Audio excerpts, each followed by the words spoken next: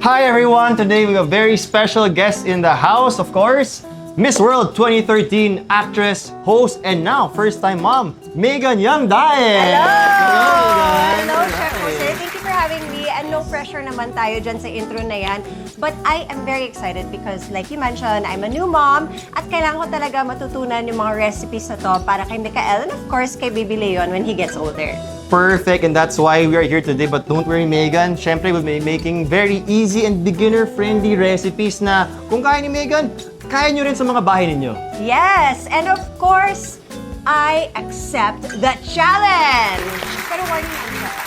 I'm not the best cook. I always say, I am a tansya cooker. Okay lang So, yun. tansya cooking lang tayo dito. Kung masarap siya, edi masarap. Kung may kulang, dagdagan. Dagdagan natin. Very easy. And that's why I'm here. Kaya let's start today with something simple na the busy moms will love. Today, we'll be making our Honey Soy Glazed Salmon. Healthy pero social siya. And of course, we'll be using our Dowell air fryer para less oil, crispy outside, and syempre juicy and healthier siya. Yan yung gusto ko kasi there are times that I want to eat healthy. Pero syempre, ayoko ng boring. Di ba? Hindi pwedeng paulit-ulit lagi.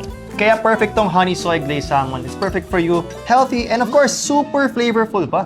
Okay, so I'm so excited because I feel like this recipe is pang restaurant level ang datingan. But actually, it's gonna be easier because we're using our Dowell air fryer na less oil. And of course, our fish will stay crispy, healthy. And of course, we'll be using our mini chopper that chops ingredients in seconds. Kaya moms, budget-friendly at nutritious for the kids as well. Kaya tara, let's start. Let's get to it. Okay, so our ingredients are ready. I think our first step, help me with the garlic, please. Okay, Ayan, dahil very- yan ang pinakamadali because we Yes. have our Dowell appliances with us. There you go. Okay. Just toss in your garlic. And here's the fun part, which Eto makes na. our cooking so much easier at home. Okay. Okay. Oh, pag number 2, mas mabilis. Mas dice So siya. for Moms on the Go, number 2 tayo. Parang bilis. Mas mabilis. And mas finer yung chop niya. Yes. Okay, perfect Alright. na yan. Okay, Megan, so our first step is to combine all our ingredients for the marinade for our salmon. So, please do the honor. Okay. I feel like this recipe is so easy kasi you're just gonna mix everything in together Combine. tapos ima-marinate mo On siya. top, yes. Okay, so we have the soy sauce. Yes. Next is we have the honey. Yep. There you go. After that, the oil, of Olive course. oil, yes. And lastly, yung garlic na chinop Yung hard work mo na Yung hard work for 2 seconds. Yan. Napapadali ang buhay natin dito. yes. And then after that, we just mix. Good mix, yep. I love it because it's a mix of salt and sweet. Yes. So, excited ako for Perfect the siya. output. And super bagay siya with the salmon as well. Ayun, no? Alright, our next step to pour our marinade on our salmon. Okay. Yun, no? Napakadali lang talaga. Easy. Just make sure you have all the ingredients. Correct. Wow, this already looks good.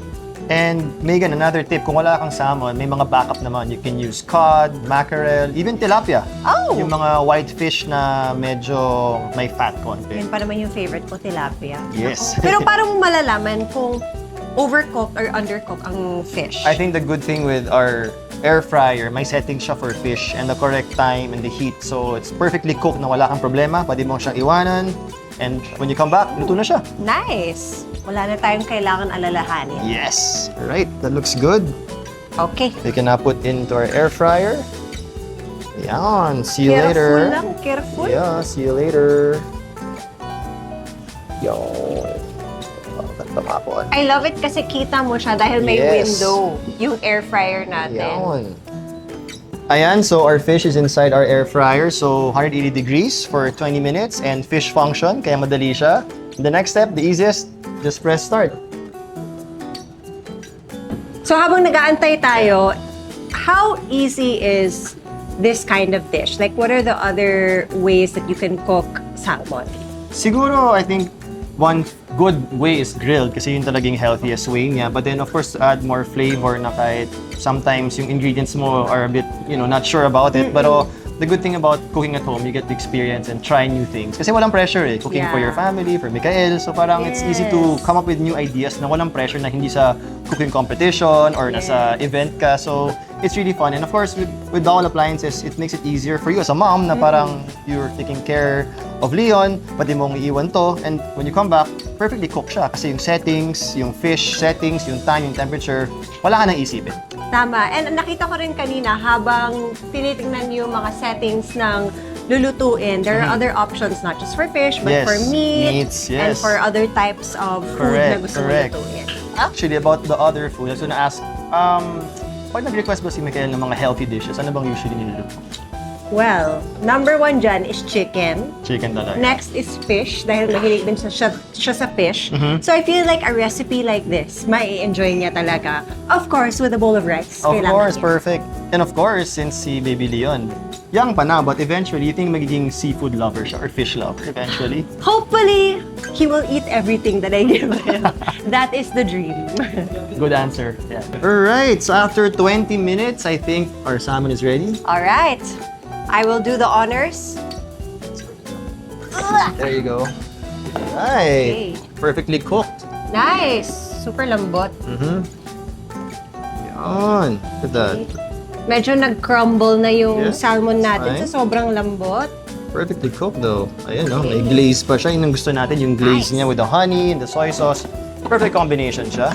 And now we can add our toppings. You can put a bit of sesame seed on top. Ping, ping, ping. There you go. And Some onion. green onions. Alright. Sige pa. Sige pa. For the Color flavor. better. So, yan. At ayan, tapos na ang Honey Soy Glazed Salmon. Of course, using the Dowell air fryer.